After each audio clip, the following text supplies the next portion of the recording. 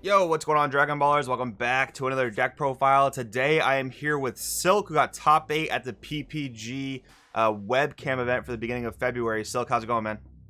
Yeah, good man. Thank you for having me on your channel. No problem, man. Can't complain. It's always a cool thing when we get someone from another country here on the channel. It's always nice to know that, you know, the game is alive and well in other parts of the world. I know for you it's a little bit later. For me, it's like the middle of the afternoon. But you know, with like the PPG webcam event, how did the time work for you? Was it super late for you guys, or was it middle of the afternoon for you, right, when it started?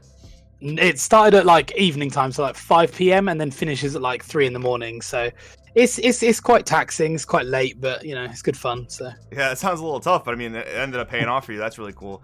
So you played Blue Baby. Now everyone pretty much knows that you're like the baby extraordinaire. You've been on Red Baby, Yellow Baby, Blue Baby. I've even had your profile for some of your other baby lists, but now you're playing Blue Baby. Obviously, it's one of the newer baby decks. Besides the fact that it's baby, is there another reason why you wanted to play it? Like, do you like the control aspect? Do you like blue in this format, where a lot of people actually don't really like blue? Like, are there any other reasons besides just baby?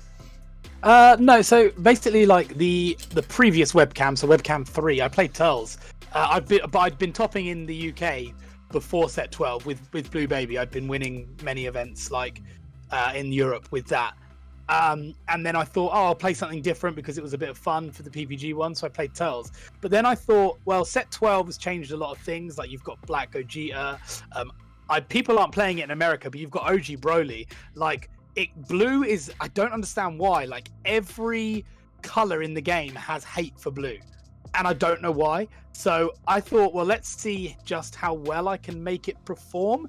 So I really wasn't expecting to do well yesterday. And there were a lot of tough matchups, you know, a few misplays, some by me, and you know, that caused a lot of like issues. But it was just a tough format, and I wanted to kind of test myself, if that makes sense. Yeah, I definitely get that. You know, there's a lot of people out there that say blue is the weakest color right now. I'm kind of inclined to agree, just because it isn't putting up the results that the other colors are putting up. But just because it's looked at as the weakest, that doesn't mean it's like unplayable or weak overall. And I do actually think Blue Baby is a pretty good pick. So let's get into the main deck here. So right off the bat, your Unison choice is very, very different and very, very cool, if I might add. So you're playing 4 copies of Gogeta, Pursuit of Power. Okay, I don't know if this Unison has ever seen like competitive success, but it has now, so that's really, really cool. I didn't really think about this until after I saw you played it, but your deck already plays a lot of Blue Saiyans. Did you just include this because of the fact we're more of like an aggressive meta? Yeah, so I kind of, this card, people slept on this. So, and I don't know why, and also people tend to not ask you what it does when you play it, so they forget a lot of the time. And the way I kind of strategize with it, using like different super combos to change my life and have Saiyans in rest, the amount of times like I topped the 2 events I topped in the UK, and even yesterday. So the amount of times people would swing and I'd be like, yep, no negates. And obviously they're like, oh my god, baby, no negates, this is amazing. And then they hand dump, and then they're like, yep, double strike, and I'm like, cool, I take no damage. And they're like, I forgot about your Unison. And I'm like, yep. Even that one, even if that interaction only happens in one game once, that's enough for you to win. Like, because they've wasted so many resources and got nowhere. Right, that basically just gives you a free win for nothing. That's honestly, yeah. And that's one of the things about the game too, is like, you know, there are a lot of niche cards out there that a lot of high profile players will take into an event, and if you don't know what those cards do, well, that just gives that player a big advantage. So that's obviously really, really good. A really, really cool inclusion here. Did you ever, I know you side deck it, and we'll talk about the side deck later, but did you ever miss the baby Unison in the main deck? No, I never played the baby Unison in the main deck until yesterday, when I saw it, like I had it in the side, but I never use it. I don't like it. I think that baby Unison is better in Soul Striker. It's an amazing Unison. I love it, but I think it's not needed in baby, because you don't particularly want to, like, if you're tapping out on turn 3 and you've only got like Dimension Magic left, then you're going down to 3 life. Whereas I usually win most of my games at 4 life, you know. So, or you know, if they get me down to 2 life on turn 2, which some decks can do. But once you get down to a certain life point with Blue Baby, you just kind of stop. You don't lose from there. If they can't kill you within a certain amount of time, you kind of win. Yeah, I definitely agree with the tapping out on turn 3 thing. It's definitely a little bit risky, especially when the format is a bit more aggressive. And then with the two Goku, no, there's no real way to cheat it out in this deck, right? So you're just casting this for 5. How important was this card for you? Oh, this card is this is my win. My win con is this card. So I play this on turn 5 or turn 6. I tap out or I tap out with 1 energy spare, and then I return all the cards to the opponent's hand. Next turn, they're only going to get 2 attacks off, so I can easily Dimension Magic, untap, and and I've still got 3 life or 2 life. I'm happy to wait because the next turn they've got to summon multiple cards to even begin to attack. The turn after, I'm still at 3 counters, so I just again return all their cards to their hand, and then I use a card which you'll obviously show later on, Turning the Tide, and I win. That card is amazing, and it's great synergy where you just protect yourself for so long and you whittle your opponent down slightly and then you just win.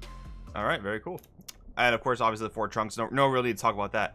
But all right, so we have some of our super combos here, but we also have another card that synergizes with the Gogeta Unison. 2 copies of Gotenks, Return Reaper of Justice. So this guy comes down for free during activate battle. So you could have like no board established, your opponent could attack, and like you were saying, they could dump their entire hand into an attack, blah blah blah. And if you have this guy in your hand, well, you could just activate battle and then you take no damage. So it seems like this is a really insane combo with the Unison. Why'd you only go with 2 copies instead of more?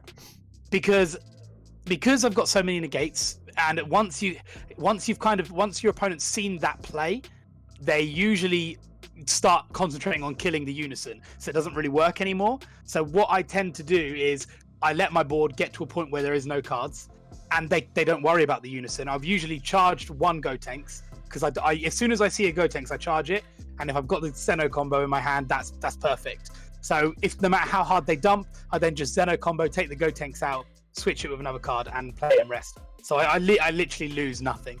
That's actually a really, really cool combo. Zeno grabbing the Gotenks from the energy and then like playing it immediately. I like that a lot, actually. So obviously that's one of the reasons why you chose to play Zeno. But you went with a 2-2 split here. So Vegeta just for the draw power. Like you didn't really want to go with 4 Zenos.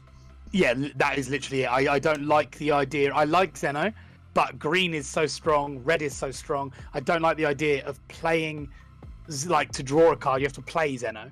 I don't like the idea of having to play Zeno to get that card draw.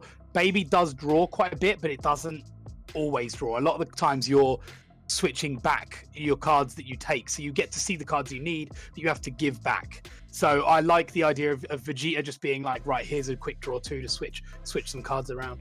Gotcha. All right, moving along, we have some more of our like setup cards. So we have 2 Intersecting Fates. So I noticed you're playing a 55 card deck. Definitely a very, very high deck number, but I mean, it seems like most of the cards you're including are pretty important.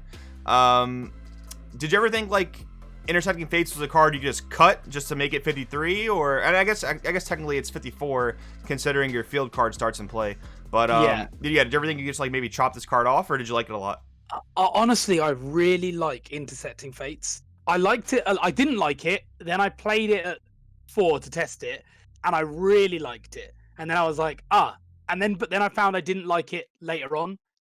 So I was like, okay, well, what I'll do is I'll just cut it down to 2. If I see it at the beginning, I have it. And again, if I need to charge it, I can charge it. And if I need to, I can take, if I'm really struggling for cards, I can just take it out with Zeno. Like, it's a card that isn't integral, but it is a nice turn 1 play. You're just deck thinning. The reason I went for such a high count on my deck, 55 cards, and yes, a lot of people think that's really high, is because I play 3 draw rapes. And where I use my energy so efficiently in this deck, where you don't really do much on your turn. So on your turn, you can easily tap 4, use 2 draw rapes. You've drawn 4 cards.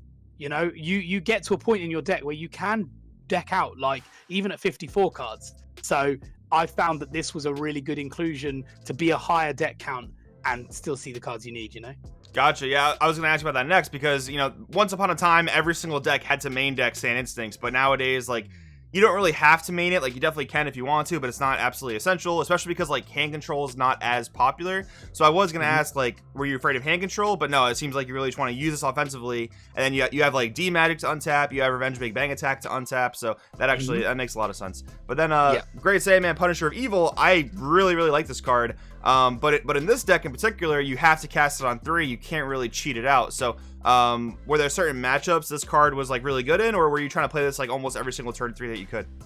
No, I only played that when I knew the opponent had Like, so for example, King Piccolo, they have a lot of little monsters that do a lot of stuff, and then they play a big monster. So I just turn 3, if I get it, play it, and then I have it waiting there. Like, it's got deflect, barrier, revenge, blocker. It just waits there. Your opponent can summon whatever they want, try and get through you, whatever, however they want, and you just revenge blocker it. It was just well, I've got this in case you try and do anything. You know what I mean? Yeah, especially against King Piccolo, where most of their attackers are 15 and 20. Yeah, that's going to be a really, really effective card. Yeah. So now we have our negate lineup. We have 4D magic, 4 big bang attack. Makes a lot of sense. I've noticed a lot of baby players have been cutting Mechiorb. I think Mechiorb is an amazing card, but the reason they're cutting it is because what we talked about earlier, all that blue hate, like the draft box 6 silver bullets, they specifically hate on these, 12 cards. So I don't think in the main deck you had any answers to it, but maybe in the side deck we'll see some answers. But were you just not really afraid of those cards? No, I'm not massively afraid of the 1-drops. I'm more afraid of the Black Gogeta 1-drops. Okay, the ones that punish you for playing counters. Yeah. I'd rather not lose loads of cards in my hand. Like, if I have to, I can negate these and, not untap. Like, it's not that difficult to play baby, especially where everything costs less, and, pay 1 for Revenge Big Bang attack. A negate and draw a card for 1 energy is still a very powerful card. Right. So, that doesn't matter. A Mechiorb, again, a negate and playing a card without untapping is still a very powerful card. So you still get all of them uses without worrying about the 1-drops. So I didn't really worry about them being in people's main boards, because if they were, I was like, well, it's no issue. I can sort that out in game 2. Gotcha. And did people play those 1-drops on you a lot, or not so much? Yeah, every game 2, people always had it turn 1. Wow. People very lucky. Right. Okay. I honestly, I would expect a lot of people to not even sideboard them, but I guess a lot of people were expecting Invoker. blue. Yeah, Invoker. Yeah, that's definitely a fair point. Yeah. And then for some more defense, we have 3 Heroic Prospect, 4 Baby's Minion, and 4 Diabolic Parasite. One card that I don't see in a lot of blue baby lists, I'm curious as to why you think, is the Vegeta 4-drop negate that, if they attack, they have to sacrifice an energy. I figure in this deck, costing 3, that's actually really good, but what do you think about it? It is a very powerful card. The issue is it does still cost 3. Like, there isn't much. That's still a lot for a negate. And you're only going to use that in endgame. So, talking about my top 8 match, I was tired. I lost the time. And also in the last turn the opponent had, he swung. I had Gohan in hand and Vegeta. I looked at their costs. I comboed the Gohan, even though I shouldn't have, because next turn I would have been able to tap 2 and negate everything. But I didn't. I comboed the Vegeta and comboed the Gohan and kept the Vegeta. Got to my turn, like my next turn, he went to attack, and I was like, I can't negate because I've comboed the wrong card. So I kind of wish I never had that card in my hand. Does that make sense? Yeah, I see what you mean. Definitely like a tired. It's, like you said, the tournament ended like 3 a.m. where you were at. So yeah. I definitely see the the tiredness there, but I thank you for the reasoning. So we have 3 copies of Golden Avenger, 2 copies Turning the Tide, and 1 Baby Hatch. More so our win conditions here. You already mentioned the play where you're comboing the SS4 Goku with Turning the Tide. Golden Avenger makes a lot of sense, but actually in this build you have to tap 5 for it, right? Because you can't you can't cheat its cost with the field card because it has 5 specified blue, and you're not playing the Unison. So how often did you actually pay 5 for this guy? A lot of the time. Yeah, quite often. Like, Baby is such a powerful counter play. I did, so as I said, I often play my big Goku on turn 6. So my my Goku Unison. So on turn 5, I'd end my turn 5 with 5 open energy, and what I would usually do is first swing. I'd Gohan, so that they have to drop a card. They have a lot of cards in hand. They're like, okay, I can keep swinging. Second swing, Revenge Big Bang. So I'm opening up another energy. Third swing, Revenge Big Bang, opening up another energy. Then they'll go, tap 5, play this. And I go, cool, tap 5, play Golden Avenger. Like, you've done all them attacks, wasted them cards in your hand. And then I play a Golden Avenger. And whatever you summon goes to the bottom of your deck. And then 1 card goes to your hand or the other way around. And then I draw a card. So, again, I did use it very often, actually. And then they're sat next turn thinking, when I go into my turn 6 and 7, I've got a baby out on the field. You know what I mean? Yeah, very, very cool. And then we have some of our Overwhelm slots here. So we have one Food Dark Banisher, one Secret Identity Mass Sand. Food Dark Banisher, I think, is a really good main deck choice in this deck particularly. It's really, really good against Dark Broly, which is one of the top decks of the meta. Speaking of Dark Broly and other things like that, what would you say are like good and bad matchups for this deck? Dark Broly is not a bad matchup at all. It's a very easy matchup because you can control a lot of the board. If they use their warping quite well, you choose the card you're warping, so it doesn't matter to you because you can warp stuff you don't need. If they try and play the 1-drop Broly, you just remove it with Baby Diabolic, the 4-drop. If they try and play a bigger Dark Broly, you just sit there and play a Gohan. Yes, they have to combo. You know, they have to drop a card every turn. All of their really strong attacks are just going to get negated. It doesn't matter how many times they swing with a 30k. I'm going to negate it. Do you see what I'm saying? Right. It's not a really tough matchup. The reason I put through the Dark Banisher was obviously for Dark Broly, just to seal the game quicker. Because when you get to that, I can tap 4, Overwhelm, play it. You can't combo out of everything. And if you know what I mean? So that's the only reason I had it in there, just to get the game quicker. Gotcha. Yeah, so it makes a lot of sense. It's definitely a really good boss monster for the end game there. And then Secret Identity, of course, just, removal of small guys like King Piccolo, like Launch, like Bulma, things like that. Yep.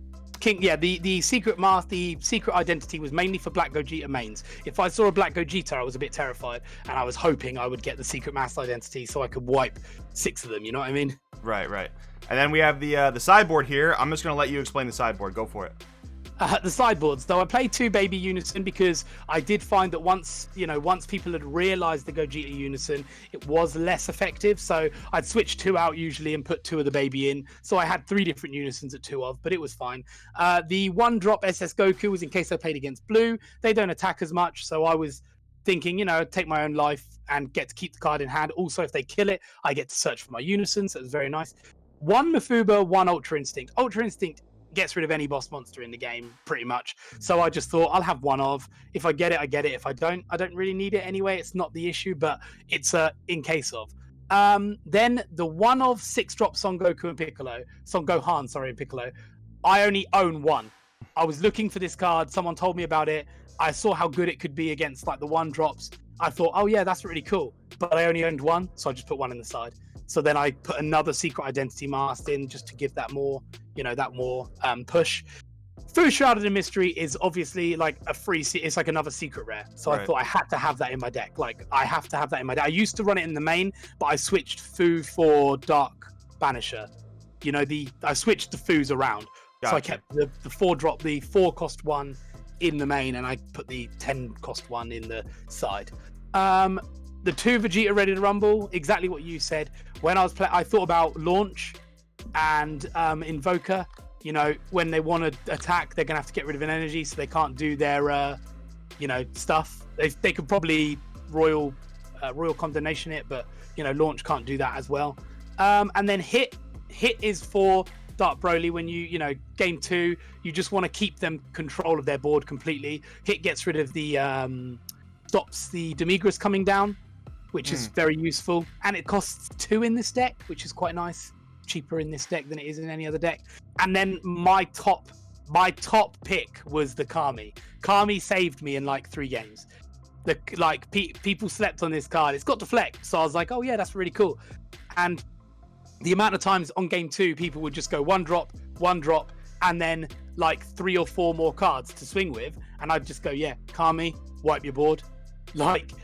It was such a. I honestly love that card, and I luckily enough, I got to play it on stream, and everyone's reactions were quite funny. So yeah, Kami making a comeback in 2021, it's pretty crazy. But I mean, when decks spam a board, Kami is a really good card to kill that board. So that's really good there. But anyways, Silk, thank you so much for going through the deck with us. Really nice stuff here. I know you wanted to get some shout outs out at the end, so do your thing.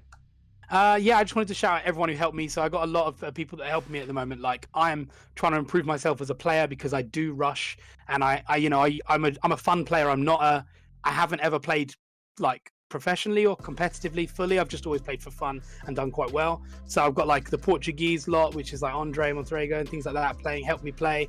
Mert, who's one of the European guys, who's always topping as well. And then I've got like my team's distinct few. Like, we've been working a lot really hard, and then the Delusional Warriors have been working really hard.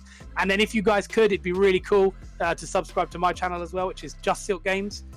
It's nowhere near to Joey's level yet, but I'm just starting out. So yeah, give me some love. That'd be great. Not a problem. We will absolutely have that link down in the description, so make sure to check that out, guys. Thank you so much for your time, Silk. We'll see you next time.